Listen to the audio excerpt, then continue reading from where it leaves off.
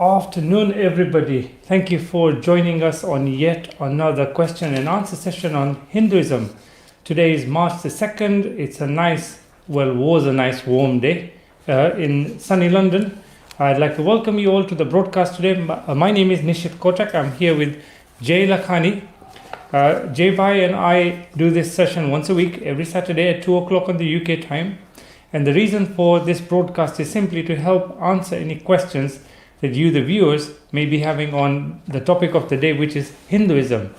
Jay Bhai, welcome to the broadcast today. Thank you. Do you have any words of welcome to the viewers we've got? Yeah, I think the one thing that a lot of viewers are asking is, Mr. Lakhani, can you explain the Gayatri Mantra, which is the central mantra, the central prayer of the Hindus?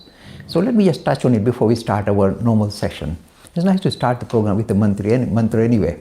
So basically, the Gayatri Mantra is supposed to have come from Rishi Vishwamitra and is part of the Rig Veda.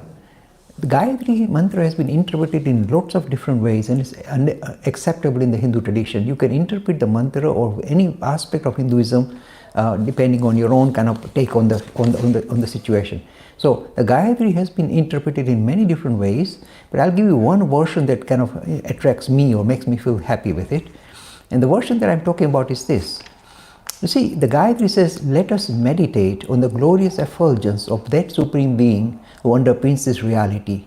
May she direct our understanding and lead our hearts. So what is this Gayatri all about? First of all, the Gayatri recognizes that in order for us to become spiritual, we need to meditate. So it says, let us meditate. Then he says, on the glorious effulgence. It doesn't use the word glorious light. What's the difference? Light requires external source to get lit up. You see, you require wires or whatever.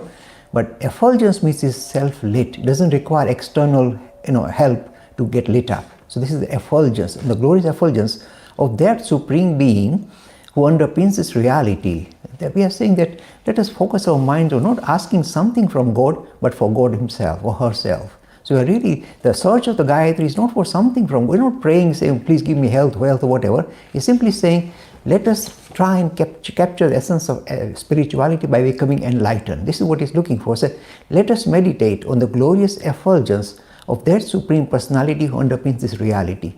May she, direct our intellect and direct our hearts. So what is this all about? Now the faculties we human beings possess to become spiritual are your head and your heart. Because the head, if you like, is the intellectual capacity, and the heart is something, intuition, that kind of draws you towards a spiritual goal. So the prayer is simply saying, may my head and my heart be directed towards becoming spiritually enlightened. I don't want anything from God, I just want to become enlightened. This is the real kind of lovely deep meaning to the Gayatri Mantra. Brilliant. Jay Bhai, thank you so much. Folks, thank you so much for joining us. Now, if you have just started to watch the broadcast and you're on YouTube, remember to hit the like button, share this broadcast, and also subscribe to the channel. And the same for you in Facebook as well. Leave your questions in the comments area. I am checking all the comments so I can help answer any questions live on air. We do have some questions prepared. And today we're going to be talking about a topic which I think we will find very interesting, which is the future of Hinduism. So, Jay Bhai, we have a question from a viewer, Yash Trivedi. And his question is that he is more inclined towards being an atheist. As part of Hinduism, we acknowledge that you can be an atheist as well and yet still be a Hindu. He says he's not interested in gods and goddesses. And after hearing about the different strands of Hinduism, he wants to have a firm grip on it.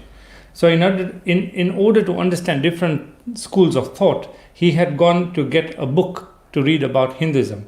However, this book was called the Tark Shastra.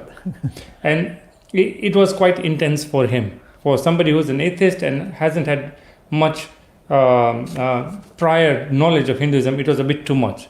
So he's asking, what's a middle ground? Something that's not too diluted, but yet it is not too complex either. What would you suggest? Okay, first of all, the Tarka Shastra are basically intellectual gymnastics. So just like you do physical gymnastics, you can easily get tired. In the same way, intellectual gymnastics come with a very great limitation. It'll tire you out, as you discovered.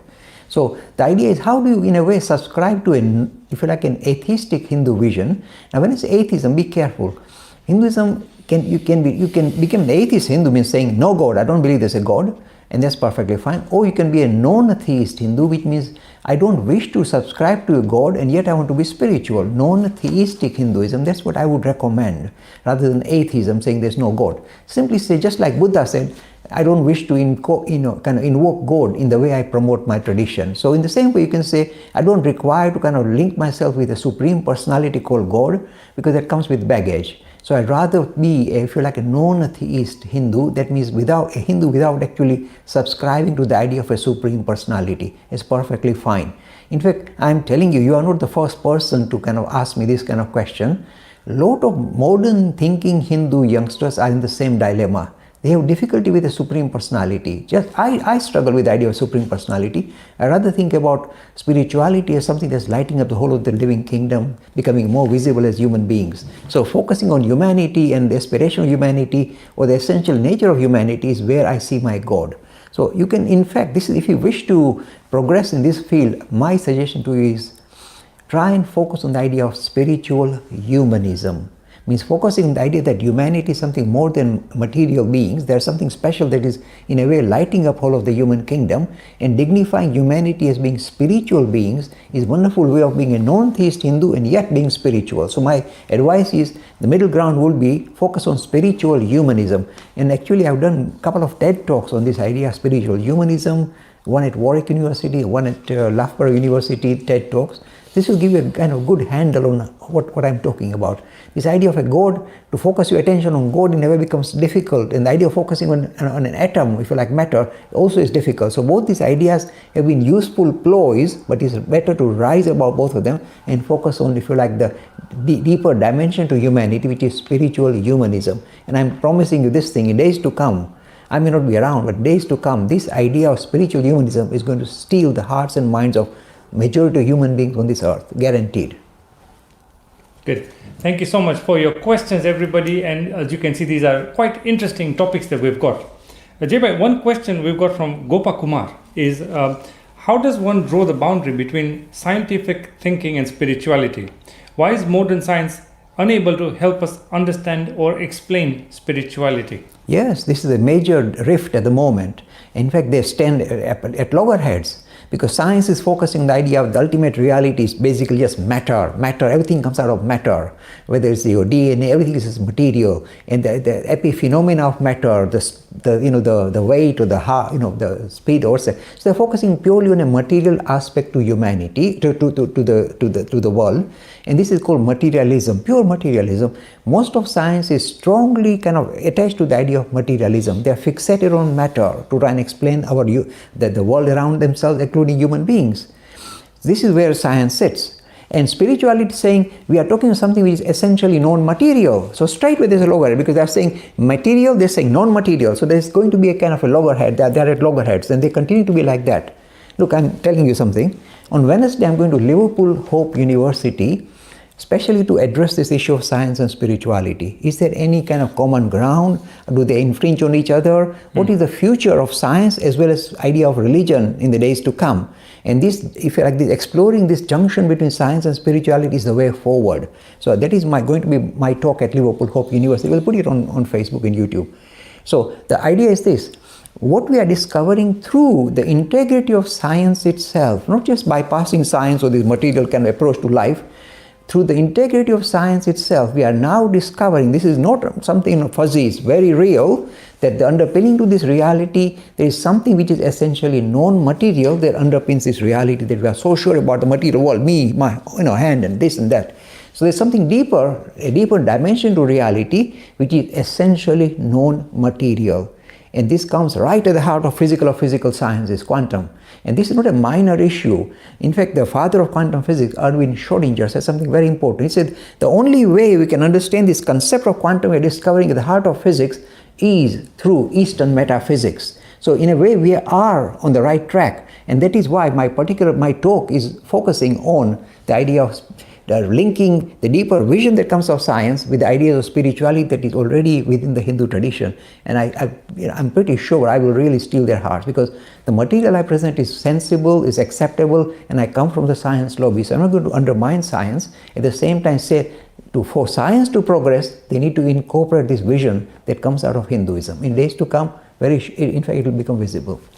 I am very much with Gopa Kumar on this situation, because my heart pulls me towards spirituality, but my head pulls me towards science, and the two are at loggerheads at the moment, and it's going to be interesting to see whether I can merge them or one wins over the other. So it's going to be exciting times ahead for humanity, I'm sure. Folks, if you've recently just joined us, I'd like you to do me one favor. If you could just leave in the comments where you're watching this video from, whether it's live or you're joining us on the replay. It does help us to understand the demographics of where our viewers are. We have viewers from all over the world, and we appreciate all the feedback that we get from you all. Now, talking about things which are underpinning reality, we have a question here from Nishan Mijal. The question is, do Hindu gods really exist in a realm that maybe we are not aware of? The rishis speak of them, mention them as almost real entities, or are they just symbolic as we've been told many times?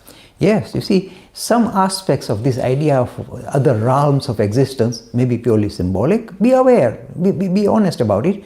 And some may actually be in existence. Who am I to say they don't exist? Why should I be arrogant that the only realm that we believe in is the one that we exist in? There can be other realms of existence. And our rishis, and in fact our tradition does say that there are other realms which are higher or lower than the realm in which we exist. They say it. I have not experienced it, so I can't comment any further. And frankly, I don't want to experience it. I'm quite happy in this realm and interact with people like you. But But the thing is, we do agree there are other realms. Some may be purely symbolic.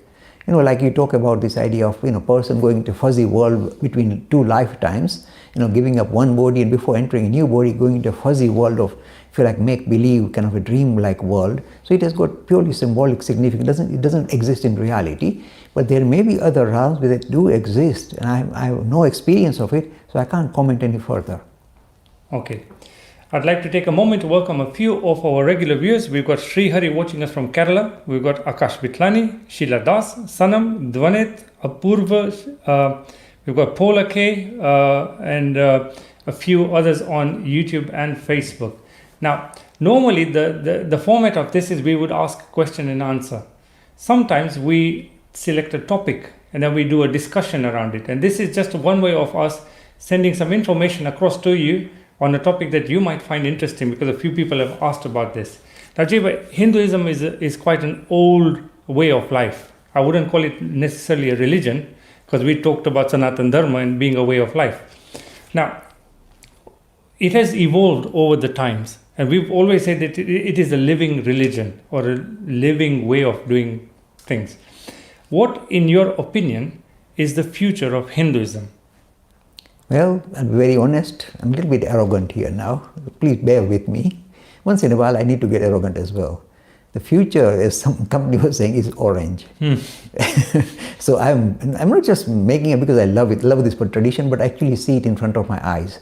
The world is moving very, very fast. You see, the evolution of humanity is dramatic now in the last 20 years, especially with these gizmos. So the evolution is dramatic. Human beings throughout the world are engaging with deeper vision very quickly because of the media, this social media. So we are in a very interesting, very exciting state of affairs where humanity is now moving, exponentially, means graph going wee like that. And we are in that particular mold at the moment. So I am very optimistic that some of the most potent ideas we possess are going to become international. They're not going to be restricted to the Indian subcontinent or to London or whatever.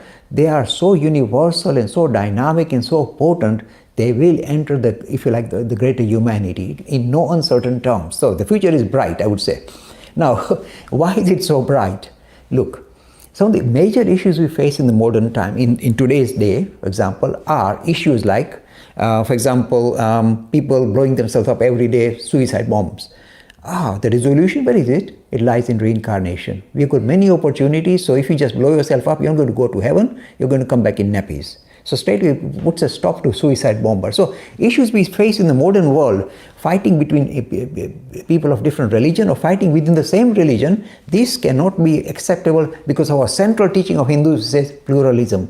Many ways to be spiritual. So we build bridges between people of different religions as well as bridges between people of the same religion fighting each other. It doesn't stop there.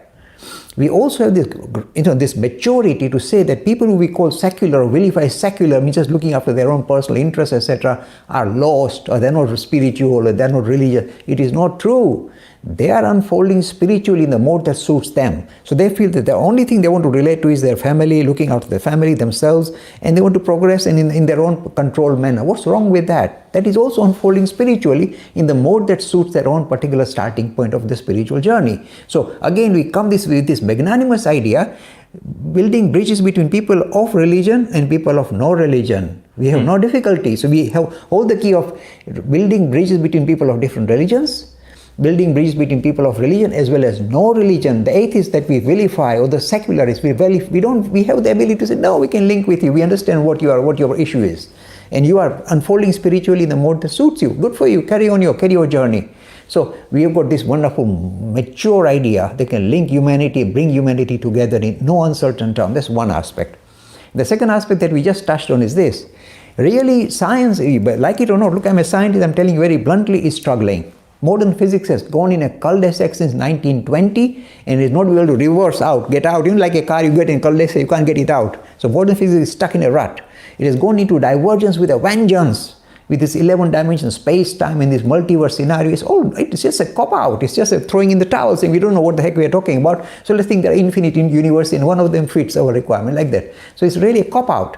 So again, modern sciences, biological sciences, neuroscience, as well as physical science are in a mess. They've come to a halt. Of course, you get all these gizmos, and they work so well. You think that modern science is doing very well. It is doing very well with this technology, but not with the actual conceptual leap that it requires. That comes from us. So the reason why the future is very bright is because we can hold the resolution of so many issues, science and spirituality, religious pluralism, and the most masterful thing that we possess that I keep promoting in no uncertain term is focusing not on a God in heaven anymore. We had enough of that. It causes more problem. Monotheism, according to Bernard Russell, is the reason for fanatic behavior in the name of religion. So we are moving away from it and saying not God in heaven, God in humanity. Now again, you talk to any sensible person in the Western world or Eastern world or any part of the world, they say we can immediately subscribe to it. This idea of seeing something special about humanity, dignifying human beings. And that is again comes straight out of Hinduism. So these are the three prongs, the three prods that we possess, like a trishul, that we can prod the world and push these very potent ideas to the greater world. And that's what's going to happen. That's the future. Okay. So Jay Bhai, Hinduism I won't shy away from this. In the past few years, due to the rise of maybe modern technology, modern ways of life, people have moved on to Western countries, adopted their mannerisms, etc. Hinduism seems to have lost its grandeur, right? And we are not the only ones struggling. I see people of the Abrahamic faiths having similar issues, filling in Sunday churches, etc., and they all have same problems. Now, I want to ask you a question. Despite all of these things, what do you think are the strengths of Hinduism per se? Okay, you must explore why people are moving away from religion. Okay, for the Abrahamic tradition, I'm telling you the real killer is monotheism. This God controlling us, overlooking our shoulder and waiting for us to die and then smack us and throw us in hell and all that. This idea is so kind of obnoxious that majority of thinking people will not subscribe to it. Even people from the Abrahamic tradition say, I think that idea is perhaps has to be kind of loosened and kind of be presented in much more, if you like, kind of rounded manner. So they're also struggling with the idea of eternal heaven and hell. So the reason why Abrahamic tradition is struggling is because they are focusing on monotheism, and monotheism is been cracking up big time. It cracks up with evolution, it cracks up with the Big Bang theory, it cracks up with the idea of the advancement of science. None of them sit well with monotheism. So same with Hinduism. If you present monotheist ideas, these wonderful ideas that I'm talking about get lost. So with the Western Abrahamic tradition, they are struggling with monotheism. That's their biggest, if you like, their weakness. With the Hindus, the biggest weakness is this. Look, I must show you. We are so laid back about our own wonderful, powerful, potent tradition that we are not bothering to engage with it anymore. This is reality. Check out in India or outside India, Hindu families are just Hindus by just tokenistic Hindus. They have no real love or understanding or engagement with what the tradition is all about. They kind of hang on to the superficial aspect of a tradition. What is that? Oh, we saw that in that soap opera they were doing this wonderful wedding ceremony with all these colorful clothes and so let's catch on to that. So they latch on to the superficial, completely things which are completely outdated, just hang on to it with their dear life and lose track of the deeper vision that comes in the tradition. So the problem with the Hindu tradition is we are too laid back, we are not bothering to engage with our tradition. That's why our youth are moving away, because they have not been exposed. Look, I know of some stories where the youngsters are not even taught about Ramayana or Mahabharata, they don't even heard the name. And then they are told the only thing they should subscribe to is, you must carry out this ritual when somebody passed away. Of course, the guy say, why should I do that? For example, they say, after the cremation, you have to go to and take a bath. They say, why should I take a bath? You see, in the ancient times, perhaps it was necessary because of the issue of infection. Why today should you do stuff like that? Or don't drink water of somebody who's passed away. Why not? It's because in the ancient times, this was infectious. They were worried. But no more. But we still want to hang on to this kind of stodgy, outdated ideas rather than focus on the deeper vision of our tradition. So our problem is we are too laid back, not too bothered. This is a reality. Not too bothered about the deeper vision of our tradition. Just kind of latch on to these externals. And of course, the youth are very sharp. They know we are not serious about religion anyway, so they are not going to follow it either. So they are abandoning our tradition purely because we are not given them the deeper vision of what their tradition is all about. It's not just making, being religious and going to God or going to heaven. It's simply saying, sort your human condition out in a very sensible manner, in a very structured manner. That's what our tradition teaches, sorting yourself out. Now, this is a very central feature, whether you are religious or not religious. What are your issues? What are your desires? Why are you frustrated? Why you got stressed out? Resolution lies with our tradition. So it's not just airy-fairy stuff. It is very pragmatic, very practical, but because we are not present it in that particular format, our youngsters are moving away as well. Okay, so those are the weaknesses. Now coming to the strengths, because we didn't touch on the strengths, and we have, for example, pockets of people who are really promoting Hinduism, the way of life, the culture, etc. For example, we are very lucky here in London. We've got Diwali in Trafalgar Square, which is the largest open-air Diwali celebration outside India. It's also, I think, the largest open-air event in the whole of Europe as well. So we have got pockets of things like that. We've got the Sikhs, who are slowly becoming renowned as probably the eighth wonder of the world because of the amazing work they do in feeding people in times of emergencies. Indeed. And just generally even throughout the year. And so like that, we've got amazing little pockets of things going on. What do you think is the strength of Hinduism, and how can it help us in today's time? Okay, first of all, it offers variation. We all like color, we like variation. So if you are looking for not a drab kind of prescriptive tradition, but something that's colorful, exciting, engaging, and evolving, Hinduism has the answer. So it is an evolving tradition. That is why it is kind of more interesting and engaging for thinking youngsters throughout the world. This is that's why when you mention this cultural issue, see, it shows this color that we already possess. We are not frightened of music and dance and these ideas of art, etc., to be promoted as a spiritual enterprise, not just as a material enterprise or a secular enterprise, but as a spiritual enterprise. That's why music, dance, drama, etc., are strongly promoted in our tradition. So this is again a strength of Hinduism, and celebrating with color and this, like the Holi festival. The Westerners have caught on to it. They're in fact doing it. They call it the color project in Wembley. Yes. And the people go with, throw color powder at each other and they run around. Color run, sorry. So you see, they're adopting this idea without the tops and tails of Hinduism. So some of the ideas we possess of how to celebrate life are also is one of the greatest strengths of our tradition. Brilliant. So Jay, in today's time, we look at some of the things which are the threats to Hinduism evolving. It could be things like people posing as fake gurus, scandals in the temples. It could be political issues. It could be a number of things, like maybe you rightly said the current generation has not been empowered with the correct information to inspire them to maintain and grow our traditions. So what do you see as the current threats to Hinduism in today's world? In fact, Nishit Bhai, you already pointed them out. One of the biggest threats is this. As we are a magnanimous open system of thought, it can easily get hijacked by people who are looking for using it for commercial purposes. So it removes a dignity that undignifies Hinduism. And I've seen people like that. It's frightening. They ride the back of Hinduism to make a lot of money. They use all sorts of gimmicks saying, oh, we are spending money for the children or for the animal welfare. So a little bit of money, maybe 5% goes there, 95% may disappear. But we are so, we are looking for animals, let's play. So it is open to be hijacked by people who got ulterior motives. They don't have spiritual motives at all. So all I can say is, because we are an open system, we are being abused left, right and center. I'm not exaggerating. Just check out in India or check out even in the outer world, in the Western world, this Hindu project gets hijacked so easily. It becomes cultish. It kind of focuses on very suspect teachers or tutors or gurus, and we see it all around. So because we are open to abuse, and we get attacked and kind of be hijacked and being taken over, this tradition being taken over by the wrong elements. This is one of the biggest drawbacks we have. The second drawback I must mention is this, it comes actually with the idea of reincarnation, which is one of the greatest strengths of Hindu tradition or Indic tradition. It comes with a serious downside.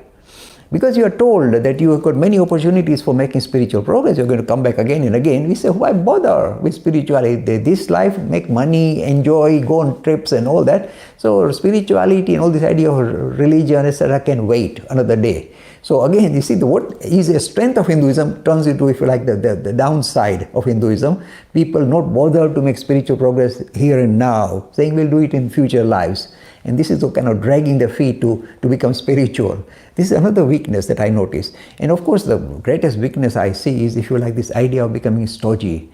Not allowed to, look, the only tradition, I'm telling you very bluntly, the only tradition that in fact encourages youngsters to think for themselves and come to a conclusion is our tradition. Most of the traditions will say, it's all written in my book, you don't argue with it, don't interpret this. It's all prescriptive, it's all fixed, don't you dare, how dare you? And if you argue, they might even kill you, yeah.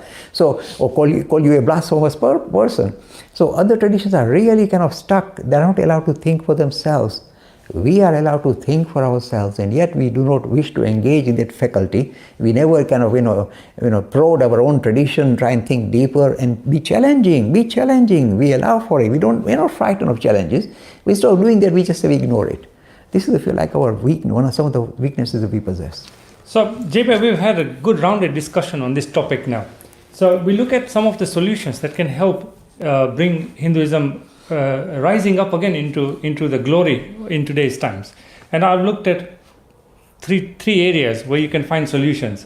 One is parents, second is spiritual teachers, third is institutions, and fourth, maybe you want to tell us what you think if there is an unfolding divine plan going on. Yes, first three I agree completely.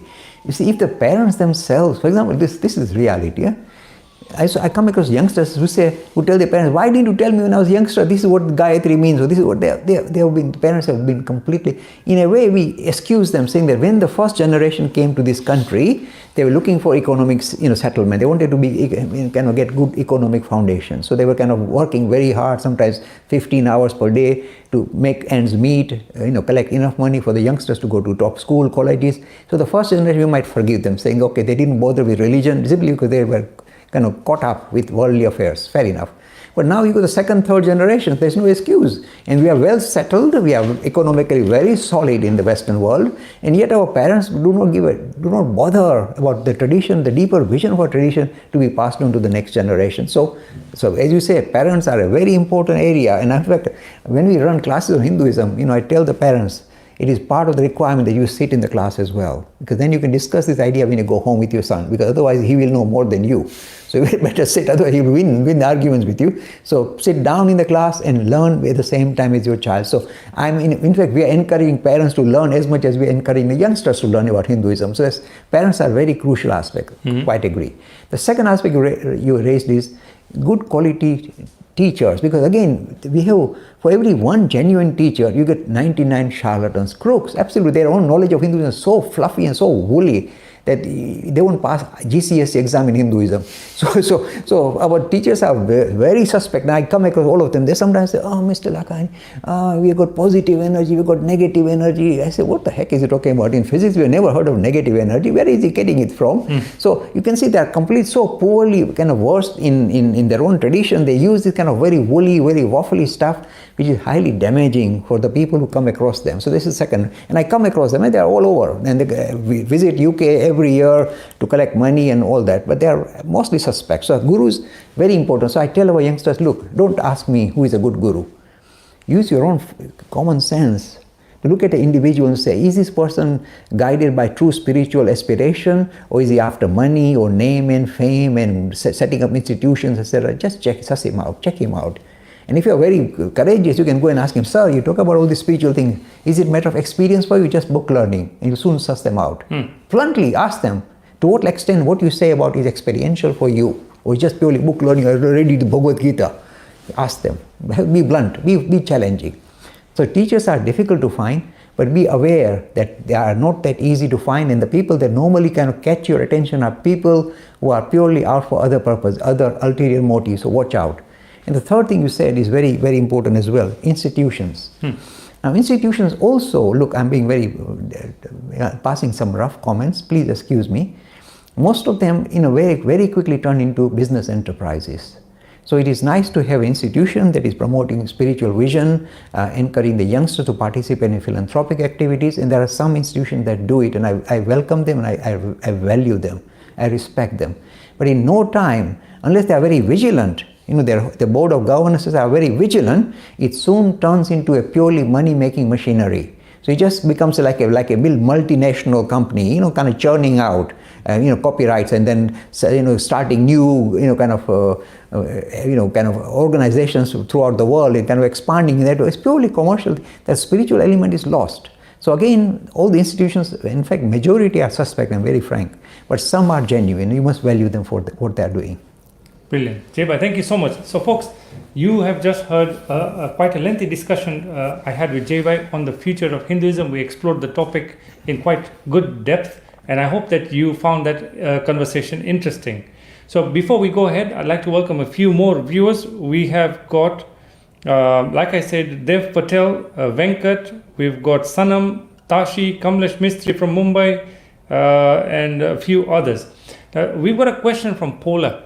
Now, Paula asked a question that recently in China, a scientist gene edited a baby.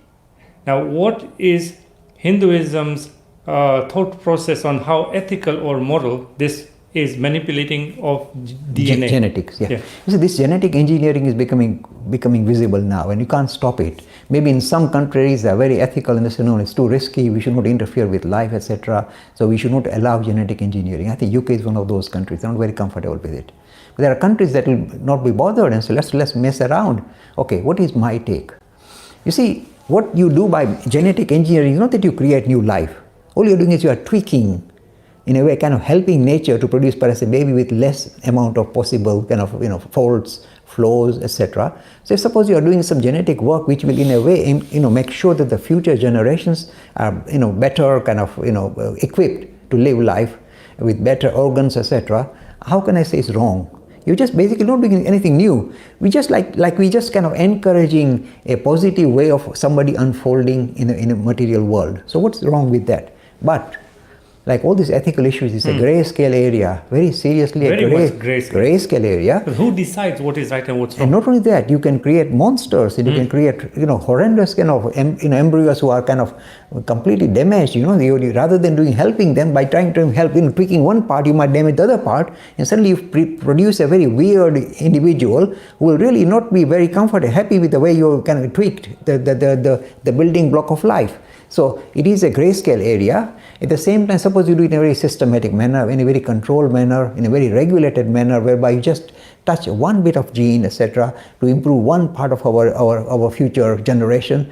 And suppose you do it in a systematic, structured, and a very well organized and very well kind of controlled manner, I can't say it's wrong. So I say We see human beings are like that. They always kind of dig deeper and try and find resolution, find new ways of doing things. So I'm not here to block it. I'm simply saying do it in a very controlled and very supervised manner, so you do not create monsters or create some weird human beings who are going to really blame you for the whole of their life. I suppose you should not block progress. Correct. In the future, but it is, like you said, being done in the right manner.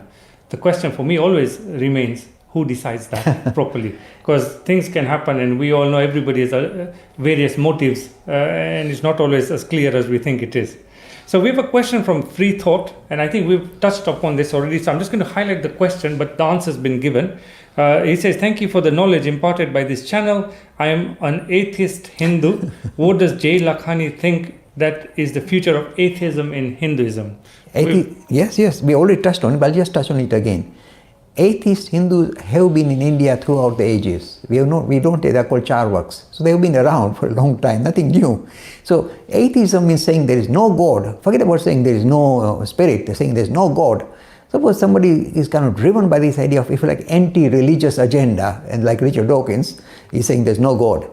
So I just smile, I say fair enough. It depends on how you define God, whether you are an atheist. Suppose you define God as almighty, all-powerful, all-knowing individual sitting in the heavens somewhere, then that particular God will immediately come under severe criticism from the rational lobby, from science-oriented rational lobby. Say, where does he live? What is his own? Why is he interfering? Why did he create a horrendous world with so much suffering, especially in the animal kingdom? They're killing each other while they're alive. They're eating each other up. So what kind of a God are you talking about? So if you present a God like that, almighty, all-knowing, all-powerful, all-compassionate, you are in big trouble straight away. And the atheists will come and knock you out, and the philosopher will knock you out, and I don't blame them. So a personality-oriented or a monotheist idea of spirituality or religion is under attack, severe attack. But a principle-oriented Hinduism stands its ground very well. In fact, it is the one that is offering the future of how humanity will progress. Brilliant. So I'd like to say welcome to Kamlesh Mistry watching us from Mumbai. We got Apurva watching us from India. Sanam watching us from Nepal. Free Thought is watching us from the UK here. We've got Dwanit watching us from India as well. Ravi Kumaran from Malaysia. So it's amazing the kind of reach that we have got. Thank you so much all for joining us here today. So Devi Upadhyay is asking, can you suggest to the Indian government to incorporate Hinduism in the school syllabus? Because Haryana government has introduced Bhagavad Gita in schools. She's not sure whether it's true or not, but we've touched on this before. One of the reasons why Hinduism is going down is because they have stopped teaching it in schools. Okay, let me again, I'll repeat this, but it's important to repeat this and again. You see, I have been kind of gently prodding the Modi government, saying, please make sure Hinduism becomes part of the curriculum in the schools, because it is such an important aspect of our tradition. It is the backbone of that particular nation for thousands of years. You can't take it out of public life, and that's what has happened since independence.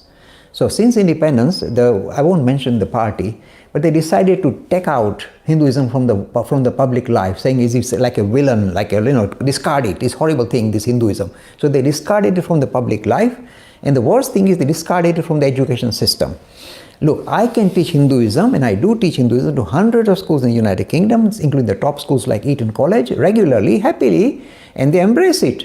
You see, here is a secular nation, and yet they say, yes, it has got a role to play. It offers some insight into human condition, how to resolve our ideas. It offers some kind of guidance in life. So it has got a value, so you cannot discard it. So here in the secular world, the UK, you can teach all religions in all the schools, allowed. So I teach Hinduism in hundreds of schools. I cannot teach Hinduism to a single Indian government school. Do you know that? Can you believe that? In India, I can't teach Hinduism. I can teach Hinduism in UK. Well, who is to blame? Blame the previous government. They really demolished the dignity of Hinduism and the importance of Hinduism in public life.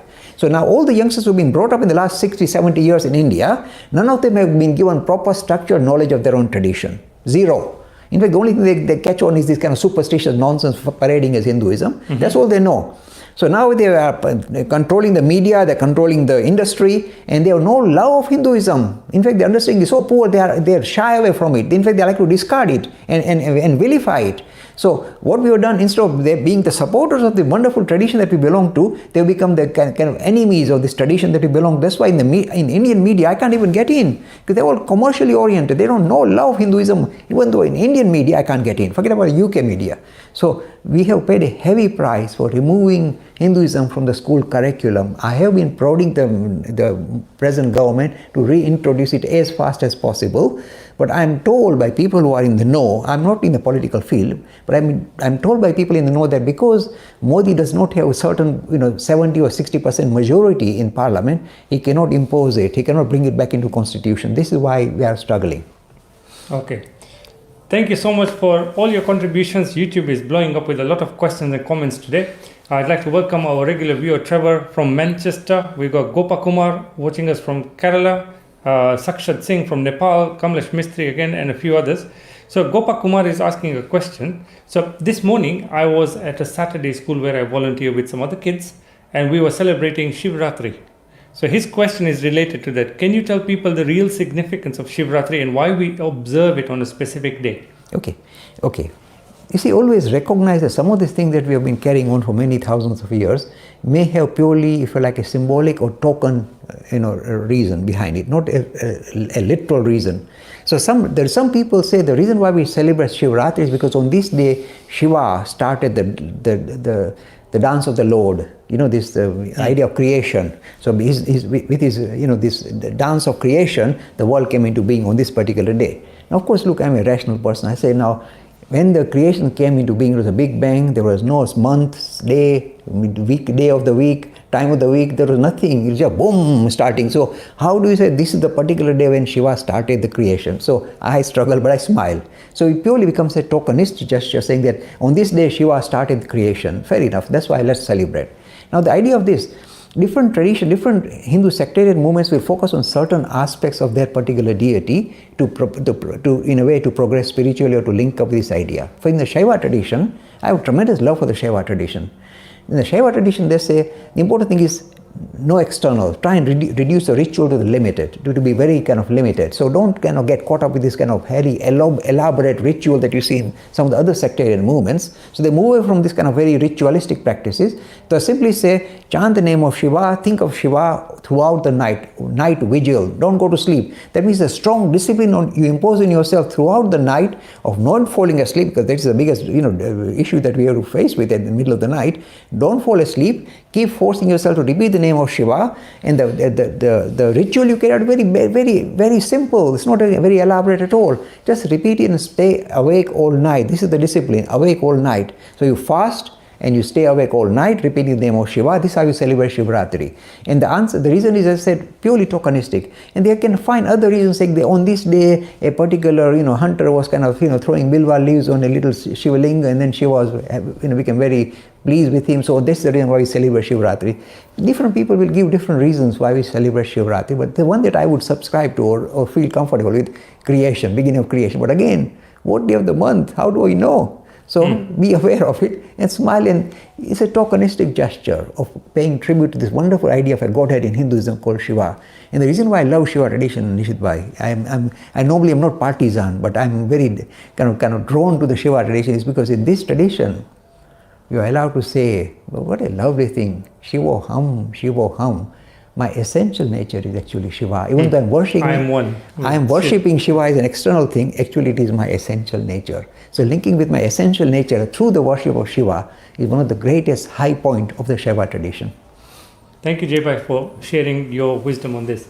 So I'd like to ask a question from one of our other regular viewers. This is Satvik Pai. And if you're a regular viewer, this is the point in time where I normally throw Jay a googly. A question he is not expecting, and I am hoping to trip him up one day. Oh, I'm already down. I'm ready to be tripped up. So Satvik is asking, so today's googly is actually, I'm going to ask the question Satvik posed, which is, why does the soul seek the need to reincarnate? Because once it is separated from the human body, it is not confined to the mind or the human brain. It should have the ability to know itself and maybe attain the moksha that we keep talking about. Yes. Why does that not happen? Yes, you see, it's good, very, very, very technical question, but nice to explore this kind of technicalities. You see, let us understand. The individual that we say, okay, here is one individual. What is he made up of? First, the physical body, the outer body, that outer casement that we all possess. Otherwise, we can't even communicate with each other. There's a physical start, physical part.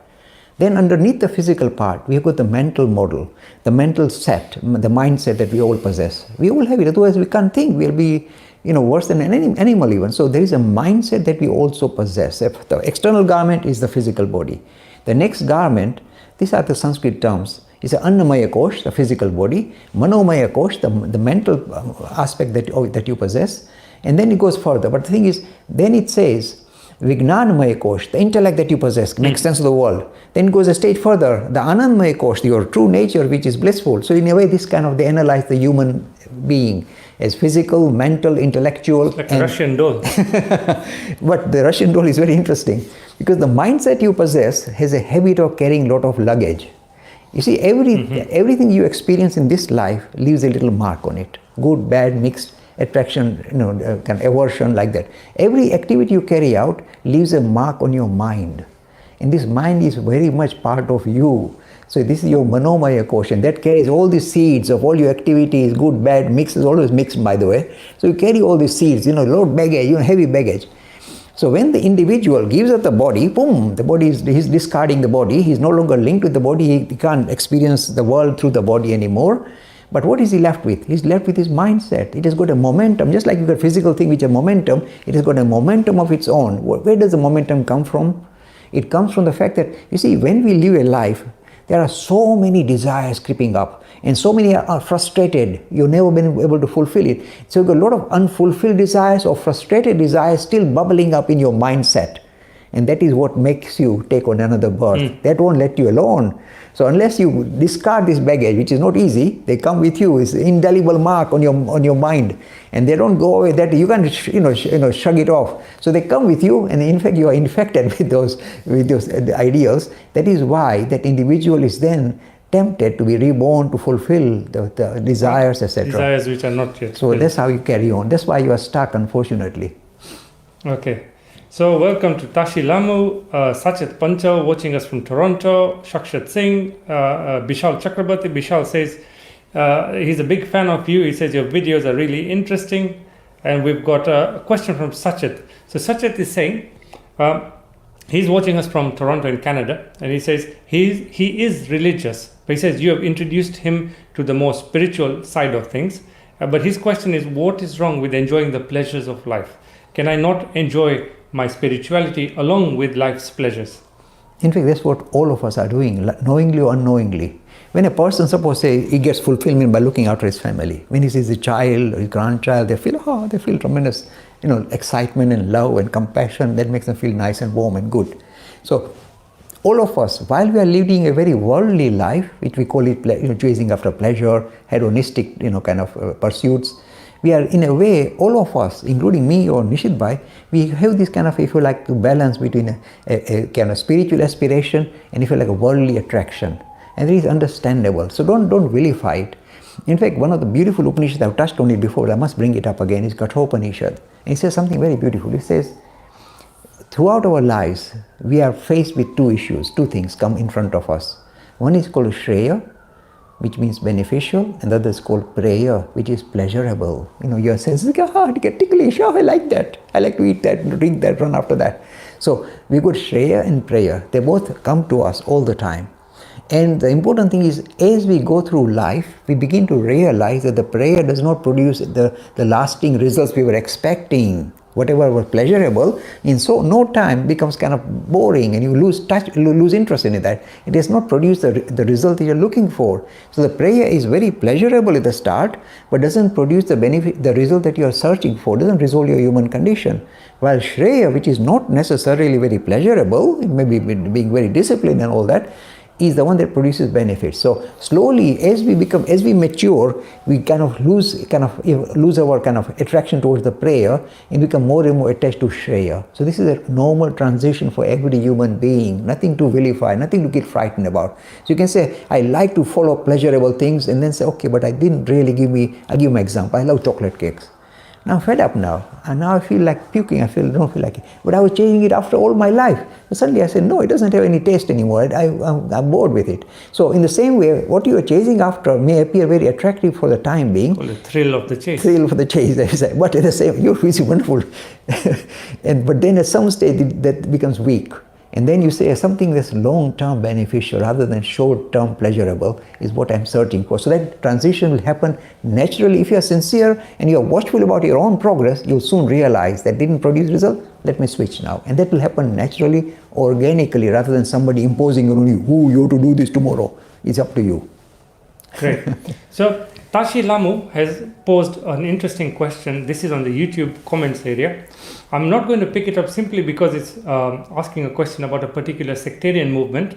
It is a good question. If you want to know more about it, please visit the YouTube channel, watch the live video and get onto the comments area. And the reason we are not going to pick it up is simply because we don't promote or we don't attack any kind of secular movement or any other kind of religion. We're just there for the general overview of Hinduism as a way of life. And I'm going to talk about one question which I found very interesting. This was from Sampath Kumaran. He says the Vedas and Upanishads talk about the higher life forms such as devas, and they're having Correct. superhuman powers and longevity. Now, his question is basically, what is your view on these aspects? But I want to ask you something about, I hear about people claiming they can do astral travel or astral projection. We hear about things like Reiki, people being able to heal at long distance. We hear about people who are able to apparently talk to the spirits and so on and so forth. They may be, I accept, things we do not yet understand.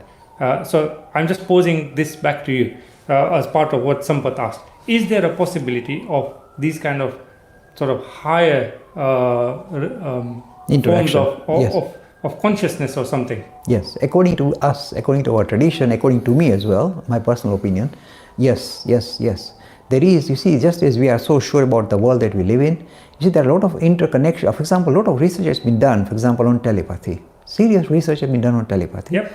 Also, there are, for example, issues, for example, you see the flock kind of collective consciousness. It's an interesting thing. These are all biologically well-studied phenomena.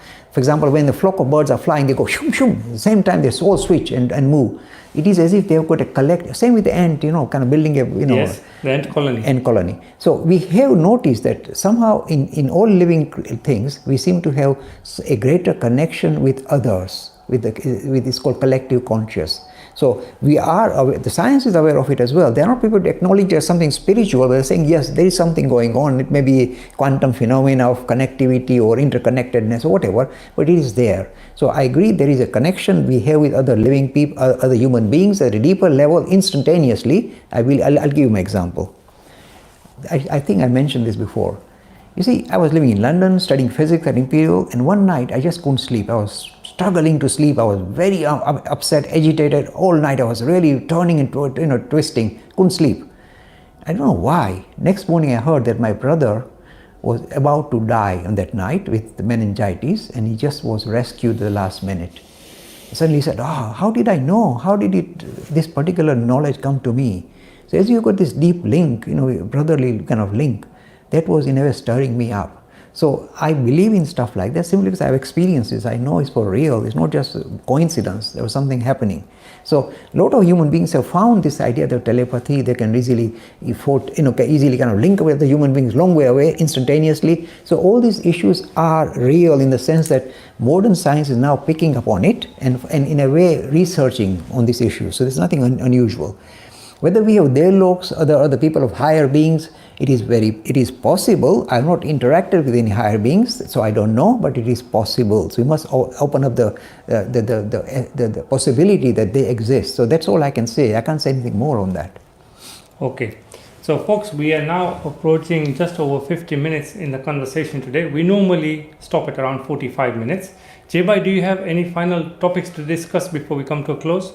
You see, Nishit Bhai, it is what we are doing is very important, but it can only become, can only work if people who listen to us or watch our videos or YouTube clips or WhatsApp clips, if they are able to share it with greater public, because we can only do so much. We are kind of pushing ourselves in the social media, left, right, and center. WhatsApp clips every day, YouTube channel, blasting away, adding on new clips every day. So we are doing our best. But unless the general public in India as well as around the world start sharing these clips with others they feel will benefit, our job is in a way comes to a halt. So we need to kind of expand. I'm not kind of weird or saying, come on, but let's this good idea that we possess, let it become more visible throughout the Hindu community.